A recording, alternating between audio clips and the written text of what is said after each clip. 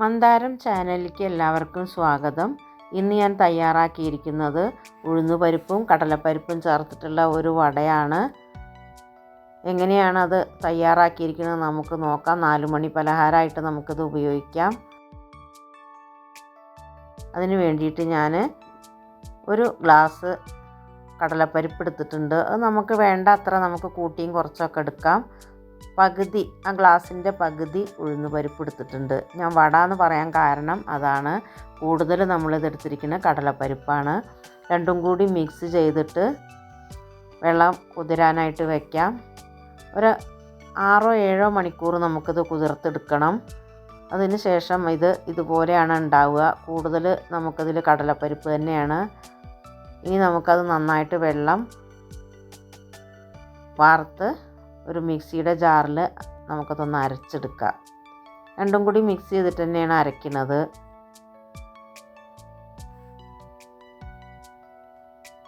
അളവൊക്കെ നമ്മുടെ ഇഷ്ടത്തിനനുസരിച്ചിട്ട് എടുക്കാം. ഞാനിപ്പോൾ ഒരു ഗ്ലാസ് കൊണ്ടാണ് തയ്യാറാക്കുന്നത്.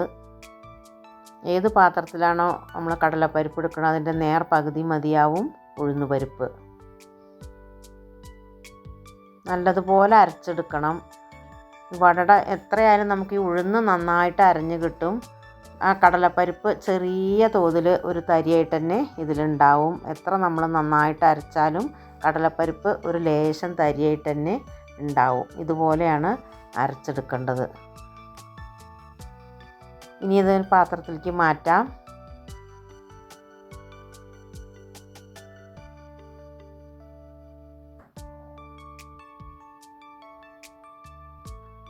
വെള്ളം കൂടാതെ നോക്കണം. നമ്മൾ കൂടുതൽ വെള്ളം ഒഴിച്ചിട്ട് അരയ്ക്കരുത്. ഇതുപോലെയാണ് നമുക്കത് അരഞ്ഞ് കിട്ടേണ്ടത്. ഇനി ഇതിൽ വേറെ കുറച്ച് സാധനങ്ങളൊക്കെ ചേർക്കാനുണ്ട്. അതുകൊണ്ട് നമുക്കിത് കുറച്ചൊരു വലിയ പാത്രത്തിലേക്ക് മാറ്റി എല്ലാ ഇതും ചേർത്ത് കൊടുക്കുക.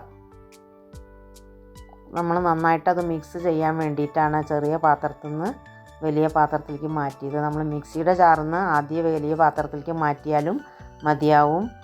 ഇനി പാകത്തിന് ഉപ്പ് ചേർത്ത് കൊടുക്കാം. ഉപ്പ് കൂടാതെ നമ്മൾ നോക്കണം. വളരെ കറക്റ്റായിട്ട് വേണം ഉപ്പ് ചേർത്ത് കൊടുക്കാൻ. ഇനി ഇഞ്ചി ചതച്ചെടുത്തതാണിത്. ഒരു കഷ്ണം ഇഞ്ചി ചതച്ചത് ചേർത്ത് കൊടുത്തു. ഒരു 8-10 അല്ലി വെളുത്തുള്ളിയും ചതച്ചിട്ടാണ് ചേർത്തത്. കുറച്ച് മല്ലിയില അരിഞ്ഞ് ചേർത്തു. അതുപോലെ തന്നെ ഒരു 2 തണ്ട് കറിവേപ്പിലയും അരിഞ്ഞ് ചേർത്തിട്ടുണ്ട്. എരിവിന് വേണ്ടിയിട്ട് നമ്മൾ പച്ചമുളക് ചേർത്ത് കൊടുക്കാം. ഒരു 5-6 പച്ചമുളക് കുഞ്ഞായി അരിഞ്ഞ് ചേർത്ത് കൊടുത്തു. വലിയ ഒരു സവാള നല്ല പൊടിയായിട്ട് അരിഞ്ഞിട്ടാണ് അതും ചേർത്ത് കൊടുക്കുന്നത്. പിന്നീട് ഞാൻ 1 ടീസ്പൂൺ പെരുംജീരകം ചേർത്തു. ചെറിയ ടീസ്പൂണിന് 1 ടീസ്പൂൺ ചെറിയ ജീരകം, നല്ല ജീരകം ചേർക്കാം. 1 സ്പൂണ് കായപ്പൊടിയും കൂടിയും ചേർത്ത് നന്നായി കൈവച്ചിട്ട് ഇത് മിക്സ് ചെയ്യാം. ഇനി ഇതിലേക്ക് നമ്മൾ മഞ്ഞൾപ്പൊടിയോ മുളക് പൊടിയോ ഒന്നും ചേർക്കണില്ല. എരിവിന് വേണ്ട അത്ര പച്ചമുളക് നമ്മൾ ചേർത്ത് കൊടുക്കണം. ഇനി ഇതുപോലെ ഇത് കയ്യിൽ ഇങ്ങനെ വല്ലാതെ ഒട്ടി പിടിക്കുന്നുണ്ടെങ്കിൽ നമുക്ക് ഇതിലേക്ക് കുറച്ച് റവ ചേർത്താലും കുഴപ്പമില്ല. പുട്ടിൻ്റെ പൊടി ചേർത്ത് കൊടുത്താലും കുഴപ്പമില്ല. ഞാനിപ്പോൾ റവയാണ് ചേർത്ത് കൊടുക്കുന്നത്. 2 ടേബിൾ സ്പൂൺ റവ ചേർത്ത് ഇതിൻ്റെ വെള്ളം പാകാക്കി എടുത്തിട്ടുണ്ട്. നമ്മളത് ഉരുട്ടി എണ്ണയിലേക്ക് ഇടുന്ന സമയത്ത് നമുക്കിത് വല്ലാതെ കയ്യിലൊട്ടി പിടിക്കും. അതുകൊണ്ട് കുറച്ചൊരു വെള്ളമയം പോവാൻ വേണ്ടിയിട്ടാണ് നമ്മൾ ഈ പൊടി ചേർത്ത് കൊടുക്കുന്നത്. ഇനി ഒട്ടും വെള്ളമില്ലാതെ നമുക്ക് അരച്ചെടുക്കാൻ പറ്റുമെന്ന് വിചാരിച്ചാൽ നമുക്ക് ഈ പൊടി ചേർത്ത് കൊടുക്കേണ്ട ആവശ്യമില്ല. നന്നായിട്ട് മിക്സ് ചെയ്തെടുത്തു. ഇനി നമുക്ക് കൈ നന്നായിട്ട് വാഷ് ചെയ്ത ശേഷം ഒന്ന് വെള്ളത്തിൽ മുക്കി കഴിഞ്ഞിട്ടാണ് നമ്മൾ എണ്ണയിലേക്ക് ഇട്ട് കൊടുക്കേണ്ടത്. കണ്ടോ, ഇതുപോലെ കയ്യിലൊക്കെ അല്ലെങ്കിൽ ഒട്ടി പിടിക്കും. ഇനി വെളിച്ചെണ്ണയിലാണ് തയ്യാറാക്കുന്നത്. വേണ്ടത്ര ഇത് മുങ്ങിക്കിടക്കാനുള്ള അത്ര എണ്ണ ഒഴിച്ച് കൊടുക്കാം. സൺഫ്ലവർ ഓയിൽ ഉണ്ടാക്കിയാലും കുഴപ്പമൊന്നുമില്ല. പക്ഷേ നമുക്ക് ടേസ്റ്റ് കിട്ടുന്നത് എപ്പോഴും വെളിച്ചെണ്ണയിൽ തയ്യാറാക്കുമ്പോഴാണ്.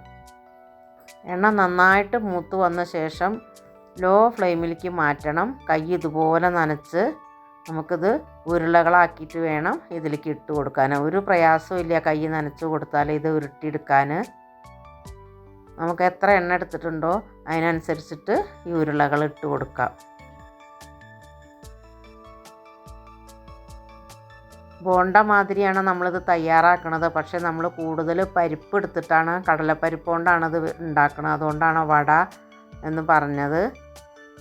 വട ബോണ്ട എന്ന് പറഞ്ഞാലും കുഴപ്പമൊന്നുമില്ല. രണ്ടിൻ്റെയും കൂടി മിക്സ് ആയിട്ടുള്ള ഒരു പലഹാരമാണിത്.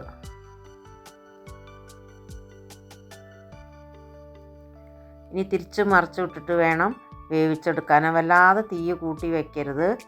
ഇതിൻ്റെ പുറം ഭാഗം വെന്താലും നമുക്ക് ഉൾഭാഗം കൂടി ഒന്ന് വെന്ത് കിട്ടണം.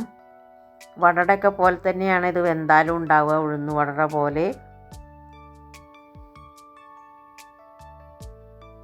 പുറം ഭാഗം നല്ല ക്രിസ്പി ആയിട്ട് കിട്ടും അരിപ്പൊടി ചേർത്തതുകൊണ്ട്. രണ്ട് സൈഡും ഇത് ഒരുപോലെ വെന്ത് കിട്ടിയിട്ടുണ്ട്. ഇനി നമുക്ക് എണ്ണയിൽ നിന്ന് മാറ്റണം.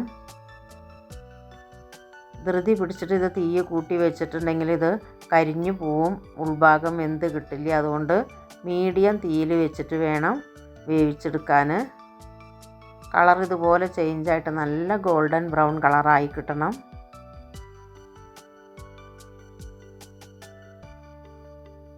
ഇനി ഇരുന്നൊന്ന് തണുത്ത ശേഷമാണ് നമുക്കിതിൻ്റെ ഉൾഭാഗം ശരിക്കിത് വെന്തതായിട്ട് കിട്ടുള്ളൂ. ചൂടോടുകൂടി മുറിച്ച് കഴിഞ്ഞിട്ടുണ്ടെങ്കിൽ നമുക്ക് നല്ല സോഫ്റ്റ് ആവും. അപ്പം നമുക്ക് തോന്നും ഇത് ഉൾഭാഗം വെന്തിട്ടില്ല എന്ന്. പക്ഷേ രണ്ട് പുറം നന്നായിട്ട് മുരിച്ചെടുക്കുകയാണെങ്കിൽ ഉൾഭാഗം നന്നായിട്ട് വെന്ത് കിട്ടും. ഇനി ഒരു പ്ലേറ്റിലേക്ക് മാറ്റാം, ഒരു പാത്രത്തിലേക്ക് മാറ്റി ഇതുപോലെ ഞാൻ എല്ലാം ഉണ്ടാക്കിയെടുത്തു. നമ്മൾ എടുത്തിട്ടുള്ള മാവ് മൊത്തം ഇതുപോലെ തയ്യാറാക്കിയെടുത്തു. നന്നായിട്ട് ചൂടാറിയ ശേഷം വേണം ഇത് മുറിച്ച് നോക്കാൻ. ഇപ്പോൾ ചെറിയ ചൂടുണ്ട്, എന്നാലും ഞാനൊന്ന് മുറിച്ച് കാണിക്കാം. ഉൾഭാഗം കണ്ടില്ലേ, ഇതുപോലെയാണ് ഉണ്ടാവുക. നന്നായി വെന്ത് കിട്ടിയിട്ടുണ്ട്, വേവാത്ത കുഴപ്പമൊന്നുമില്ല.